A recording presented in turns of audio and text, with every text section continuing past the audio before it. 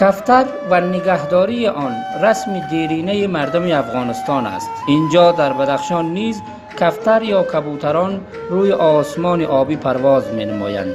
گرچه نسبت به گذشته سر بام و دیوار منازل مردم دیده نمی شوند، اما هنوز این شوق و علاقه پابرجاست و دکانهای خرید و فروش کفتر نیز بازند.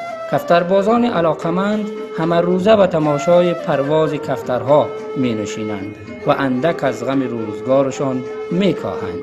ماما حنیف که سالهاست دنبال کفتر است و پرواز کفتر دل خوش می کند. کفتر شیرازی است، سرخگل است، زرپتین است، سیاپتین است، امریر است، سفیدکار است، سرخگل است، سوزای روشن است، دیگه کامرم است. هر نوع کفترهایی است که سوزی روشن، سوز پتین، این هم کفترها هست دیگه. ولی چوچگیری را میکنیم، بعضی کفترهایی که هر جا که خوشمون بیاید خریداری میکنیم به این خاطر. حساب خودی ما که شوق ما رقم 45 سال 44 سال میشه که دمی شوق هستیم. کفترهای خوب پیش بسیار کفترهای صحیح بود، عالیان نیست دیگه. یک کسلا و مرضا آمدگی است که کفترهای خوب ایبین بردگی است. مانده بود کفترهای درست نیست دیگه. کلی افغانستان فعلا کابل خوب کفترها داشت، یک وقتی روستا چیاب خوب کفترها داشت، مزار هم این منطقه بدخشان هم بسیار خوش کفتر بود، همه جا خوش کفتر بود. نه که حالا کفترهای سابق نمانده دیگه. میخرن چیزای ستره یکی پاک است، حیوانات خیلی پاک است. شاید برنج هم میخرن، جواری هم میخرن، گندم هم میخرن، قامون میخرن، همین چیز نان خشک هم بخشان میتیم، همین چیزا رو میخرن. هر کدامش از خودش نام داره، با رنگش با نام داره. بله. فرنگی سابق بسیار یک آرامی، یک آسودگی بود.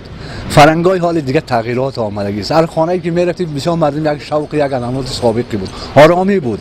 کسی به کسی کار نداشت. در فیض آباد خصوصا هر خانه‌ای میرفتید شاید 800 کفتر بالا بود.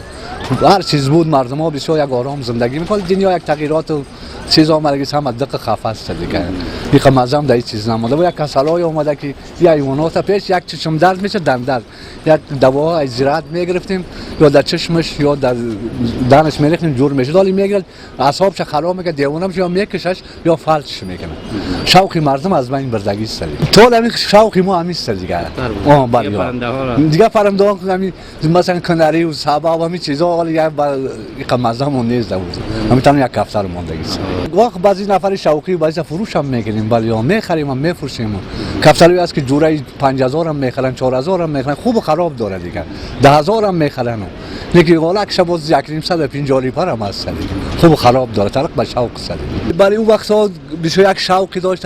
هر گذری شاید 5 خانه و 8 خانه کفتر می‌داشت. خیلی جنگ میگن 30 تا 40 تا میپروندن. این تعریف داری است دیگه. ما ایمو را میگرفتن، ما اونو را میگرفتیم. این چیزا بود دیگه. ولی گپا نیست دیگه. این گپا بی مزه شده. شوقی سیبیل یک علاقه خداوند هر کس یک شوقی علاقه داره است. هر چیز به یک شوق علاقه خداوند هم چیزا مصروف کرده است. به هر چیز یک آدم می‌رسه دورایتون سگ است و خر و گاو و شوق هر کسی به هر چیز یک علاقه داره. یک تیرون مخلوق می‌بینی به کفتر علاقه مند است. خور خیلی بود. نه اونجا مثلا همسایه داشت، دیگه همسایه داشت، اونجا پرواز می‌دم و اینجا این خیلا با هم با هر کسی میگیره و میتاوری. همین سراحت است. گم تاش نوبالند نیست. گم شری نوبالند میرودن تولای بالند میشه. و گم نوبالند که میپرونه باز ما که میپرونیم قو گرد میشه. اون میشه با میگیریمش. اگه اون 1000 روپیه قیمت داشته باشه با 500 روپیه میتونم میگرفتم میبرم. ولی خیلی قانونش بود، هم پیشو هم قانونش بود. اگه 1000 روپیه قیمت میداشت با 500 روپیه میرسو میبرد. مردم از جنگ جنجال نبود، مثلا مردم آرام بسیار یک زندگی آرام. اگه مردم غریب و ناتوان بود فقیر زندگی میگم بسیار یک آرامی خاص بود. ولی همه چیز همه دغم روزگار و فکری زندگی موندگی است. یک سرگندم ما وقت 12 روپیه میخرید. ولی یک سرگندم قریب چیزی هم که 300 روپیه است. ساقامو بود چیزا بود. یک جوال گندم در اونجا میپاشید، در زمین لالما قدرت خدا 20 میشه. ولی میپاشی نمیدرویش. یک سر اسراری پروردگار بود. پیشتر همه چیز شوق بود. دورایتون در دشت‌های خوجا معلومه که سگ جنگ بود، قلنگی جنگ بود، کاوک جنگ بود. مردم یک شوق‌های خاصی داشت. سبگیری میرفتن. مثلا برف زیاد میزد، کاولپی میرفتن و کاوک‌ها در جوت هم میشه، شیشیک هم میشه. ولی گپا همه گم و دور شد، از بین رفت. خداوند خودش میفهمه اعمال عبادمان است. عینیت عبادمان همه چیز گم شد رفت. همین دریا ما میرفتیم، ماهی را دلتون باور کنید دخر میبر میکردم میآوردیم. همین دریایی که فعلا هست. ولی میری نمیگیریش.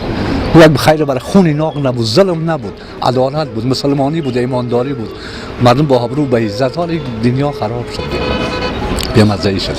زیر این سقف آبی که نور آفتاب و گرمای جان بخش آن از آن سو به زمین می